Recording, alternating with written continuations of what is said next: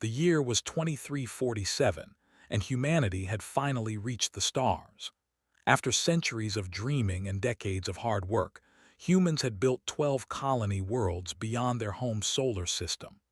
These worlds were home to billions of people who had left Earth to start new lives among the distant stars. Admiral Daniel Hayes stood on the observation deck of the orbital station floating above New Geneva. This planet was the pride of humanity's expansion into space. 4 billion people lived on its surface, in cities that sparkled like jewels when seen from orbit. Daniel had spent 30 years in the fleet, and he still felt wonder every time he looked down at what humans had built so far from home. The night was quiet until Lieutenant Maria Santos called out from her station. Her voice was shaking as she spoke. She had detected strange energy readings at the edge of the star system. Within minutes, those readings had grown into something terrible.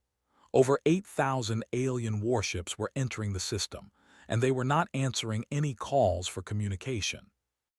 Daniel felt his heart turn cold. 6 months ago, humanity had made first contact with an alien civilization called the Dominion. The meeting had been brief and frightening. They had sent only one message: submit to their rule or face destruction. Earth's government had refused to surrender their freedom. Now the price of that refusal had arrived. The fleet moved through space like a swarm of black knives. Each ship was covered in weapons that humanity had never seen before. Daniel ordered the orbital defense platforms to fire everything they had, sent metal slugs flying at incredible speeds. Nuclear missiles streaked toward the enemy. Energy weapons lit up the darkness of space. None of it mattered. The alien shields absorbed every attack as if it were nothing. Daniel watched in horror as the enemy fleet surrounded New Geneva. The bombardment began without any warning. There were no demands, no negotiations, no mercy. Antimatter weapons turned entire cities into craters of melted glass. Massive projectiles punched through the planet's surface and triggered earthquakes across continents. The sky itself seemed to catch fire as the atmosphere burned. The attack lasted 18 hours. When it was over, 4 billion human beings were dead. New Geneva, the crown jewel of human civilization, had become a tomb. But they were not finished. Over the next 7 days, they visited every human colony beyond the solar system. New Shanghai was bombarded until nothing remained but dust. Carthage Nova was cracked open like an egg. Landing, named after the first human to walk on another world, was reduced to radioactive slag. The aliens broadcast every attack across all communication channels. They wanted Earth to watch. They wanted humanity to see what happened to species that refused to submit. By the time the killing stopped, 10 billion human beings had been murdered. Only Earth and the colonies within the solar system remained. The Supreme Commander was a creature called Executor. After the massacres were complete, he sent a final message to Earth. His face appeared on every screen on the planet, his golden scales gleaming and his black eyes showing no emotion. He spoke in a voice that seemed to echo with ancient cruelty. "Your species has been judged and found unworthy," said. "You have one solar cycle to surrender without conditions. If you refuse, we will come to you and finish what we have started. Every human being will die. This is not a threat. This is a promise." The message ended, leaving humanity in silence. For 3 days, Earth was paralyzed by grief and fear. People wept in the streets for lost family members on the colony worlds. Governments argued about what to do. Some wanted to surrender, believing that survival as slaves was better than extinction. Others wanted to fight, even though they knew they had almost no chance of winning. On the 4th day, the leaders of every nation on Earth gathered in an underground bunker beneath the Rocky Mountains. It was the most secure location on the planet, built to survive nuclear war. Now it would decide the fate of humanity. President Moore stood at the head of the assembly. She was a small woman with hair and tired eyes. She had not slept since the attacks began. Her own son had been living on New Geneva when the bombs fell. Now she carried the weight of 10 billion deaths on her shoulders. They believe they have broken us, said, her voice quiet but steady. They believe we will crawl to them and beg for mercy.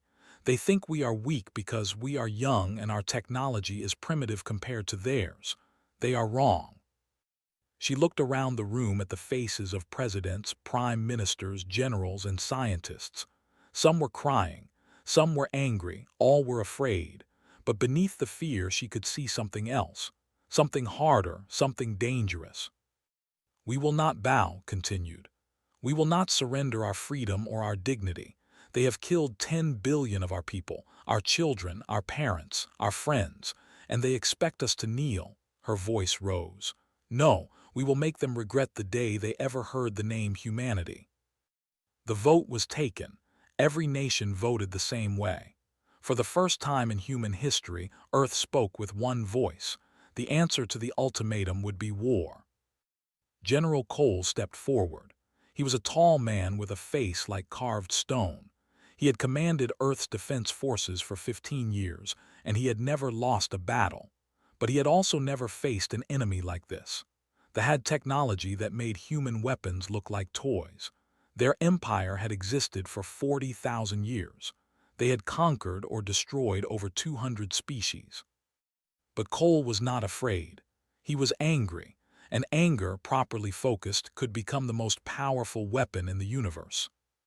Ladies and said, activating a holographic display that showed the solar system, I present to you Operation Alien Extinction. We cannot fight them with what we have today.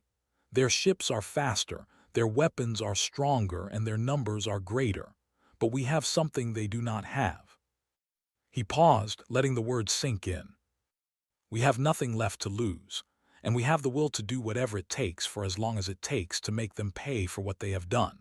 We are going to build a war machine unlike anything this galaxy has ever seen.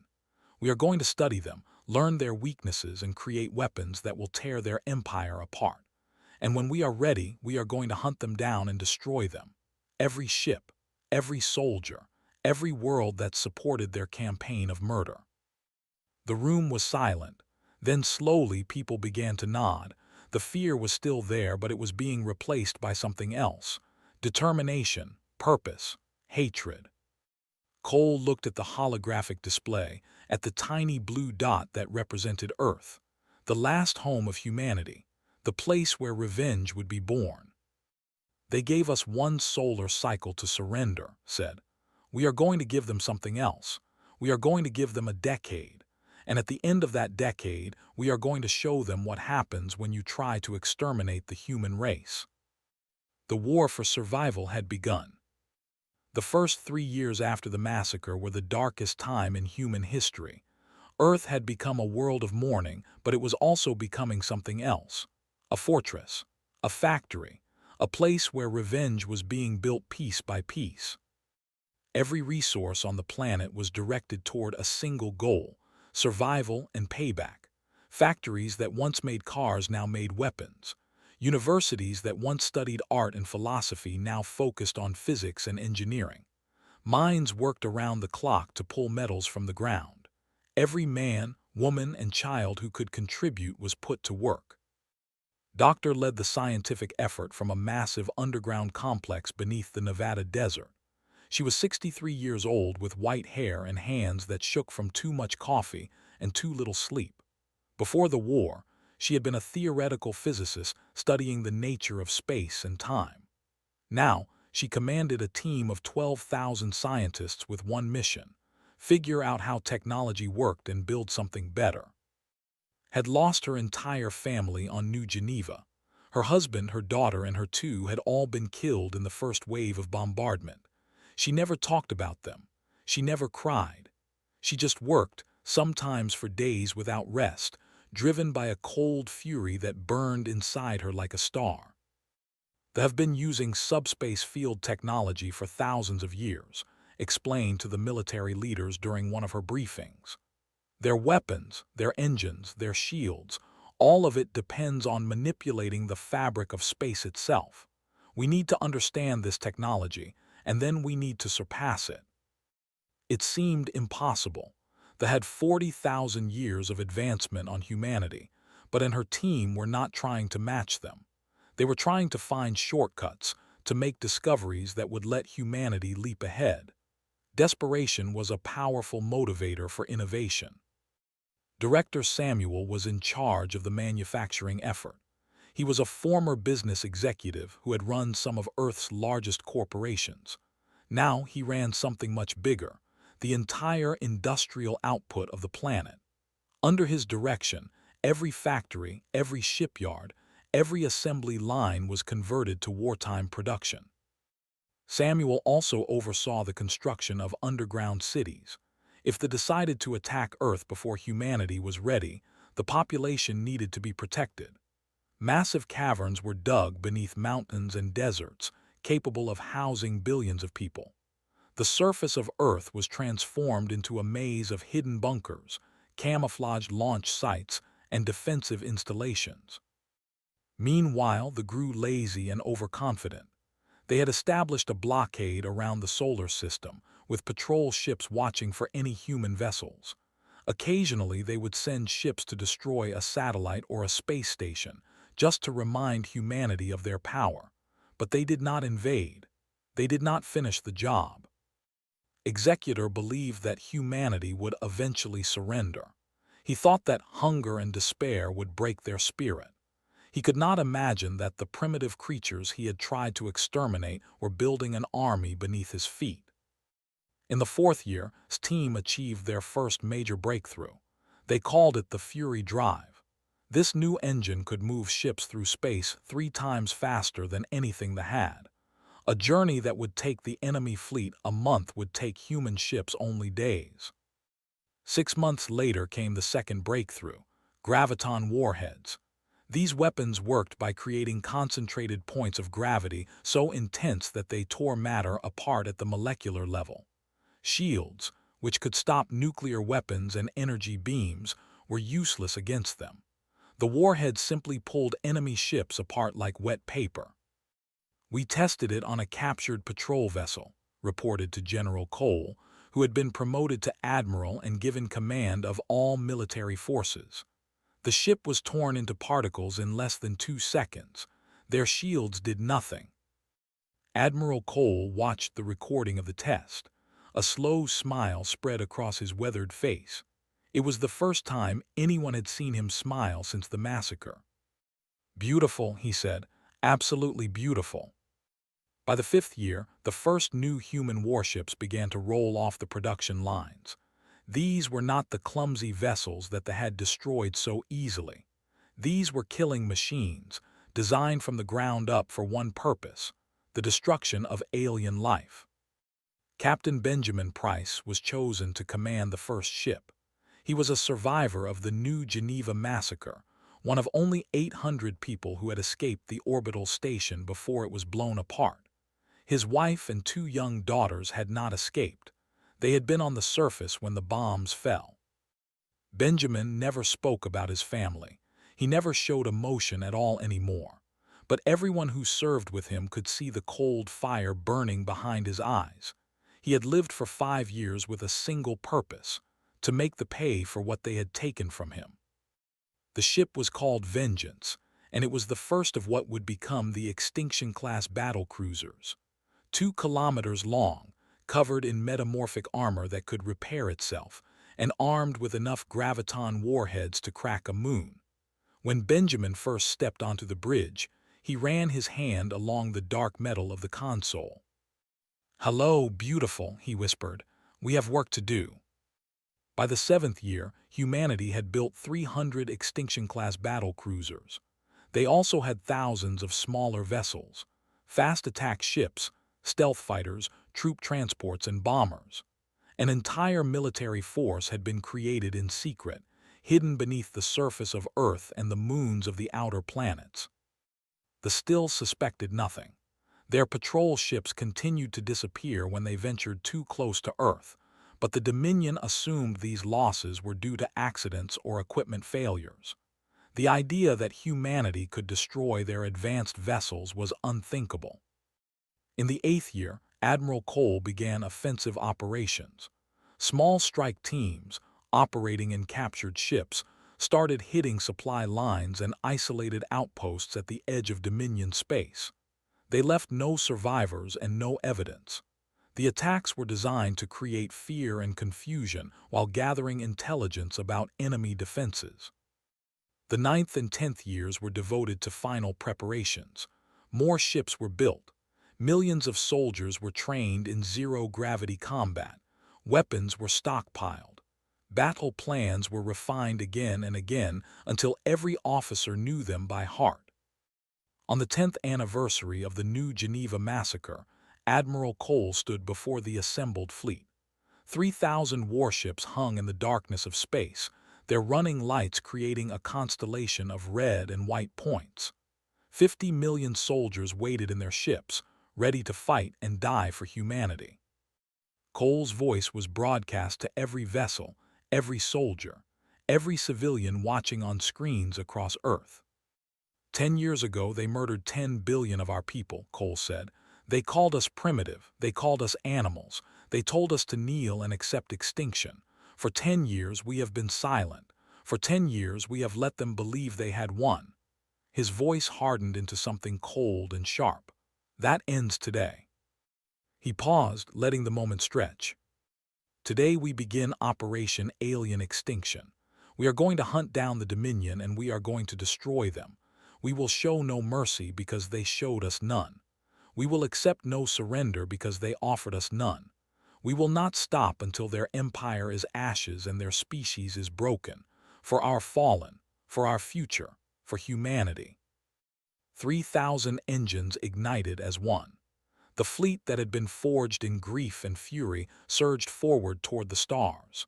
The hunters had become the hunted, and the universe was about to learn what happened when humanity had nothing left to lose. The Dominion had ruled the galaxy for 40,000 years. They had conquered or exterminated over 200 intelligent species.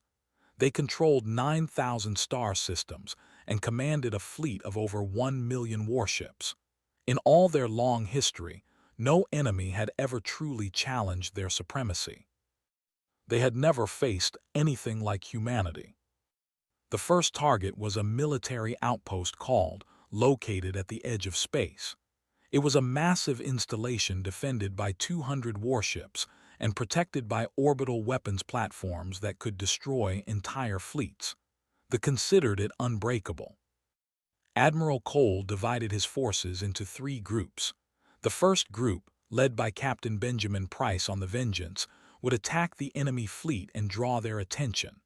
The second group, commanded by Commodore, would destroy the orbital platforms.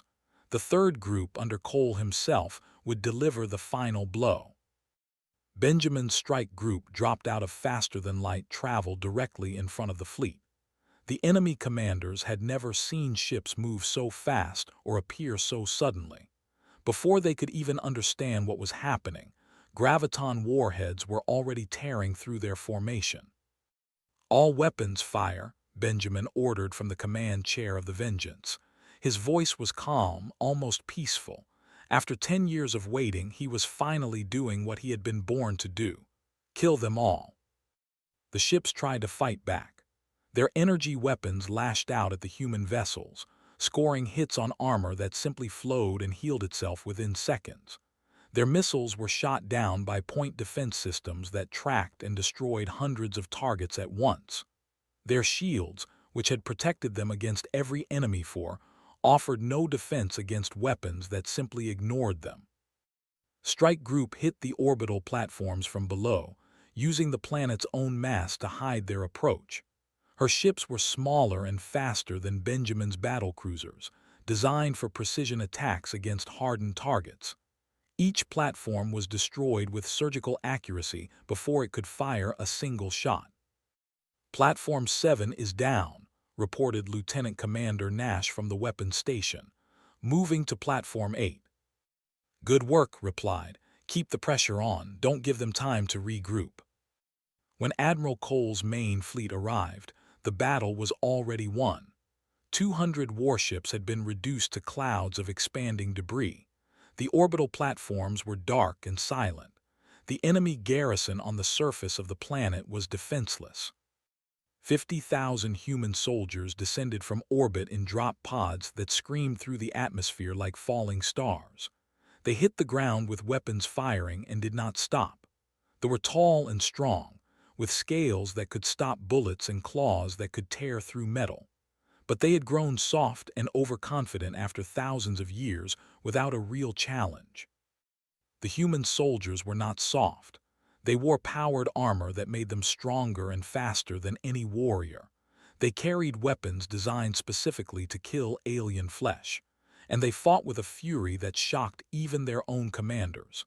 10 years of hatred poured out in a storm of fire and blood. By nightfall, Outpost had been wiped off the map. Not a single survived. News of the attack spread through the Dominion like a plague. For the first time in recorded history, a species marked for extinction had struck back. The High Council gathered in emergency session, their golden scales rippling with fear and confusion. "This is impossible," said Supreme Counselor, the brother of the executor who had ordered the original attack on humanity. These creatures were supposed to be dying. How could they have developed such capabilities? No one had an answer. The intelligence reports were clear. Humanity had been trapped in their home system, slowly starving under the blockade. There had been no signs of military buildup, no indication of advanced weapons development. The attack on should have been impossible. But it had happened, and Admiral Cole was not going to give them time to understand how. Over the following months, human forces struck again and again. Each attack was carefully planned to cause maximum damage while gathering intelligence for the next operation. Supply depots were destroyed. Shipyards were bombed into rubble. Mining colonies were captured or eliminated. The humans left survivors whenever possible, not out of mercy, but out of strategy. Admiral Cole wanted the civilian populations to spread stories of the terrible human warships that appeared from nowhere and vanished just as quickly. He wanted fear to spread through the Dominion like a disease. Captain Benjamin Price led the most dangerous mission of the campaign, an attack on the fuel processing facility at Nexus Prime. This massive station produced 70% of all fuel used by warships. Its destruction would cripple the enemy fleet for years. The raid required perfect timing and coordination. First, stealth ships disabled the sensor networks that protected the system. Then fast attack craft drew away the defensive fleet by pretending to attack a nearby military base. While the defenders were distracted, bombers loaded with graviton warheads punched through the station's shields. Benjamin himself led a boarding party to plant antimatter charges in the station's core. His team of 50 soldiers fought through corridors filled with defenders, leaving a trail of alien bodies behind them. "Set the charges for 15 minutes, Benjamin told his demolitions expert, Sergeant Laura Mills. "I want to be back on the ship before this place turns into a sun." "Yes, sir," Laura replied, her hands moving quickly over the explosive devices. "Charges are set. Let's get out of here." They made it back to their shuttle with less than a minute to spare. As they flew away from the station, the antimatter charges detonated. The explosion was so bright that it was visible from 3 star systems away. Nexus Prime, the heart of the fuel network, ceased to exist. By the end of the first year of Operation Alien Extinction, the results were staggering. The Dominion had lost over 10,000 ships, hundreds of military installations, and control of nearly 500 star systems. Species that had been enslaved by them for centuries began to rebel, sensing that their masters were finally vulnerable. The High Council was in chaos. Their fleets were scattered, trying to defend too many places at once. Their supply lines were broken. Their soldiers were demoralized by defeats they could not explain. Executor, the architect of humanity's genocide, finally understood the truth. He was not fighting a war against a weaker species. He was being hunted by predators who had spent 10 years preparing for this moment. "They are not trying to defeat us," told his generals in a private meeting. "They are trying to exterminate us. They are doing to us what we tried to do to them. For the first time in 40,000 years, the masters of the galaxy knew what it felt like to be prey, and the hunters were just getting started.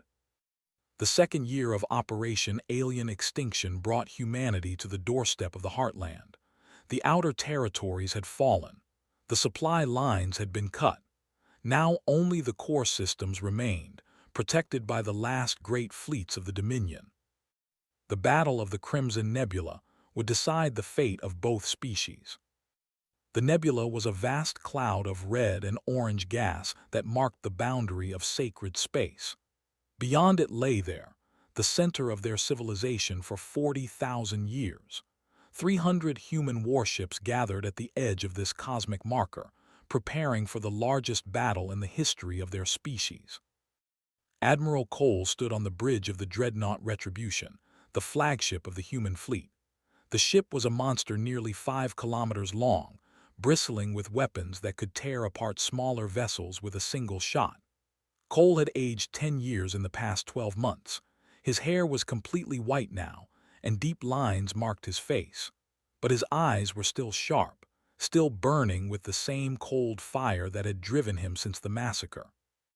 "Enemy fleet detected," reported Commander Sophie Grant from the sensor station. "Nearly 1,000 warships in standard defensive formation. They're protecting their command ships at the center." Cole studied the holographic display that showed the enemy positions. They had gathered everything they had left for this battle. If they lost here, there would be nothing standing between humanity and there. "They're still fighting the same way they always have," Cole observed. "Signal all ships to execute Pattern Omega. We break them apart piece by piece."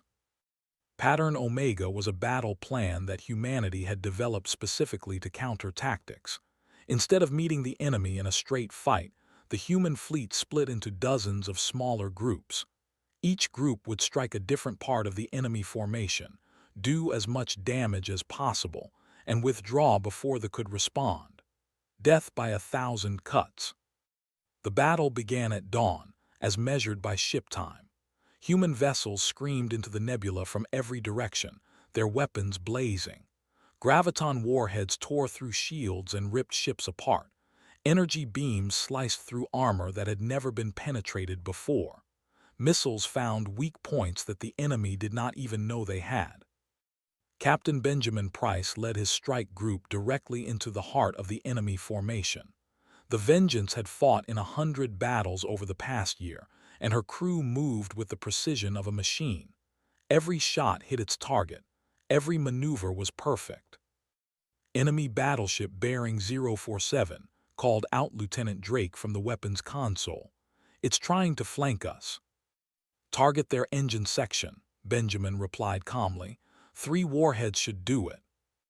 The Graviton warheads crossed the distance in seconds. The battleship, a vessel that had terrorized a dozen species, was torn apart as if it were made of paper.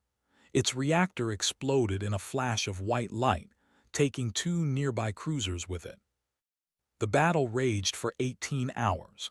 The nebula glowed with the light of dying ships and detonating weapons.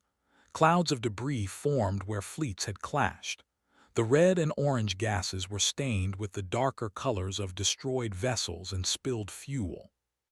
Human losses were heavy. 80 ships were destroyed, their crews giving their lives to bring down enemies that outnumbered them 3-1. But losses were catastrophic. By the time the surviving enemy ships fled into the darkness, 600 of their warships had been reduced to wreckage. The path to the lay open. Executor took personal command of the final defense. 2,000 warships, everything the Dominion had left, formed a protective sphere around there. The planet was called Prime, and it had been the seat of power since before humanity had learned to use fire. "The humans will break upon our defenses," declared to his commanders. "This is our sacred ground. Our ancestors built their civilization here. We will not surrender it to these animals." But even as he spoke the words, felt doubt creeping into his hearts. He had underestimated humanity once before. That mistake had cost him half his empire. Admiral Cole brought his full remaining strength to bear. 2,000 human warships facing 2,000 defenders. The two fleets faced each other across the void, both knowing that this would be the final battle. Cole opened a communication channel to the enemy flagship. The face of Executor appeared on the screen, his golden scales dull with stress, and his black eyes showing something that might have been fear. "Executor," Cole said, his voice like ice. 12 years ago you murdered 10 billion of my people. You called us primitive. You called us weak. You told us to submit or die. He leaned forward and his eyes seemed to burn with cold fire. Today, I am going to teach you what happens when you underestimate humanity. The final battle began. It was unlike anything that had come before. Both sides knew that defeat meant extinction. They fought with the desperate fury of cornered animals, their ships throwing themselves at the human fleet in waves. Human vessels dove into the heart of the enemy formation, accepting terrible losses to deliver devastating strikes. The Vengeance led the assault on the orbital defense grid that protected the planet. Benjamin's ship took hit after hit, her armor glowing red from enemy fire. But the metamorphic hull kept healing itself, and the Vengeance kept fighting. "Hull integrity at 62%, reported Chief Engineer from the engine room. "Fury drive is offline, but weapons are still operational." "That's all I need," Benjamin replied. "Target the primary command platform. Hit it with everything we have." The Vengeance unleashed a devastating barrage that overwhelmed the platform's shields and detonated its reactor core. The explosion triggered a chain reaction that spread through the entire defense grid. One by one, the orbital platforms went dark. With the defenses down, human troops began landing on Prime itself. General Diana Cooper led the ground assault. She was a veteran of the original massacre, a woman who had lost both legs when a bomb destroyed her transport.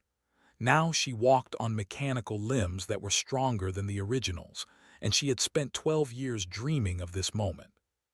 "Push forward," Diana commanded as her soldiers advanced through the burning capital city. "No mercy, no retreat. We finish this today." The military collapsed within days. Their soldiers, who had never experienced true defeat, broke and fled before the human advance. Those who surrendered were taken prisoner. Those who fought were killed without hesitation. Executor made his final stand in the throne room of the Dominion, surrounded by his personal guard. Admiral Cole faced him personally, stepping over the bodies of fallen to reach the creature who had ordered the deaths of 10 billion humans. "Your species is doomed," hissed, his claws flexing uselessly. "Even if you kill me, you cannot bring back your dead. You cannot undo what we did to your kind." Cole drew his sidearm, a simple projectile weapon that seemed almost primitive compared to the advanced technology around them. But it would be enough. "No," Cole agreed. "I cannot bring them back, but I can make sure you never do this to anyone else again." The shot echoed through the empty halls of a fallen empire. Executor, the architect of humanity's greatest tragedy, fell dead at the feet of those he had tried to exterminate. The war was over. Humanity had won. The war against the Dominion had cost humanity dearly. Nearly 200,000 soldiers had died in battle. Over 300 warships had been destroyed. Resources that had taken a decade to gather had been spent in 2 years of constant fighting. The scars of the conflict would take generations to heal. But humanity had survived. More than that, they had won. Against an enemy that had ruled the galaxy for 40,000 years, a species that had been given only one chance to surrender before extinction, humanity had prevailed. 1 year after the fall of Prime, Admiral Cole addressed the United Earth Assembly. The Great Hall was filled with representatives from every nation on the planet, as well as delegates from the former slave species who had been freed by the Dominion's collapse. Cole walked slowly to the podium, his body showing the wear of years of war, but his voice was still strong, still commanding. When the first came to us, they saw a young species that had barely learned to travel between stars, Cole began.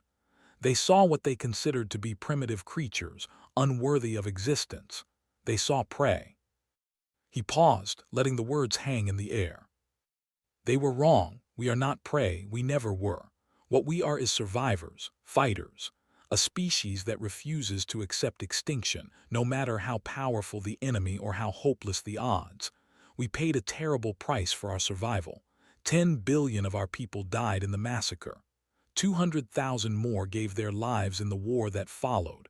We must never forget their sacrifice. The hall was silent as Cole continued. But we must also remember what we learned about ourselves. When we were pushed to the edge of extinction, we did not break. We did not surrender. We rebuilt. We fought back. We showed the galaxy what humanity is truly capable of when we are united in purpose. Cole turned to look at the flags that lined the walls of the chamber, the symbols of nations that had once been rivals but were now united as one people. We are not conquerors, he said firmly. We will not become the monsters we fought to destroy. The former territories of the Dominion will be given their freedom. The species they enslaved will be allowed to build their own futures. We will offer friendship and trade to any civilization that approaches us in peace. His voice hardened. But let this also be a message to every species in this galaxy. Humanity is not to be threatened. We will not start wars, but we will finish them. We will offer our hand in friendship, but if that hand is rejected and violence is chosen instead, we will respond with overwhelming force. Remember what happened to the... Remember what humans are capable of when we have no choice but to fight. The assembly erupted in applause that lasted for several minutes. In the months that followed, the former Dominion territories were reorganized. Dozens of species who had lived under rule for thousands of years were suddenly free to govern themselves. Many of them chose to form alliances with humanity, recognizing both their power and their restraint. A new galactic community began to take shape, one built on cooperation rather than conquest. Captain Benjamin Price, now promoted to Rear Admiral, was given command of the first human exploration fleet. His mission was not military but diplomatic, to seek out new civilizations and offer them the hand of friendship. It was a strange assignment for a man who had spent years killing aliens, but Benjamin understood the importance of the work. "We proved we can destroy," Benjamin said at his commissioning ceremony, standing on the bridge of his new flagship. "Now we need to prove we can build. The galaxy should know that humanity wants partners, not subjects." Doctor returned to her research after the war ended. The weapons she had created were locked away in secure vaults, to be used only if humanity faced another existential threat. Instead, she focused on peaceful applications of the technology she had developed. The Fury drive, originally designed for warships, was adapted for civilian use. Trade routes that once took months could now be traveled in days. The galaxy became a smaller place. General Diana Cooper accepted a position as military governor of Prime. It was a challenging job. The surviving needed to rebuild their society from the ground up, and many of them still harbored hatred for the species that had conquered them. But Diana approached the task with the same determination she had shown in battle.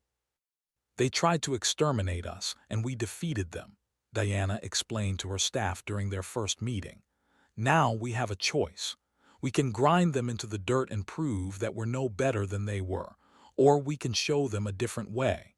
I intend to show them that humans can be harsh enemies but also fair rulers." It took years, but slowly they began to change. A generation grew up knowing humans not as conquerors but as administrators who provided order and opportunity. The ideology of supremacy that had defined their species for 40,000 years began to fade, replaced by something more humble. On Earth, the scars of the war slowly healed. The underground cities remained, but the surface flourished again with new construction. Memorial parks were built in every major city, their walls inscribed with the names of the 10 billion who had died in the massacre. People visited these sites to remember, to mourn, and to promise that such a tragedy would never happen again. President Moore, who had led humanity through its darkest hour, retired after the war ended. In her final address to the planet, she spoke of hope rather than hatred. "We have passed through fire," said, her voice carrying the weight of everything she had witnessed. "We have been tested in ways that no species should ever be tested. We have lost more than words can express. But we have also discovered something important about ourselves. We learned that we are stronger together than we could ever be apart. We learned that our spirit cannot be broken by any enemy, no matter how powerful." She smiled, the first genuine smile anyone had seen from her in years. "The stars are no longer a place of fear for us. They are our inheritance, our destiny. Our children will grow up in a galaxy where humanity is respected, not because we conquered it, but because we earned that respect through sacrifice and courage. That is the legacy of everyone who died for our survival. That is what their deaths mean." 50 years after the end of the war, a new generation of humans looked up at the night sky. They knew the stories of the dark times, passed down from grandparents who had lived through the terror and the triumph. They knew about the massacre and the revenge, about the decade of preparation and the years of war. But they also knew something more important. They knew that humanity would never surrender, never submit, never stop fighting for survival, no matter what the cost, and any species foolish enough to threaten them would learn that lesson the hard way. In the Great Hall of the United Earth Federation, beneath the flags of 1,000 worlds, stood a simple monument.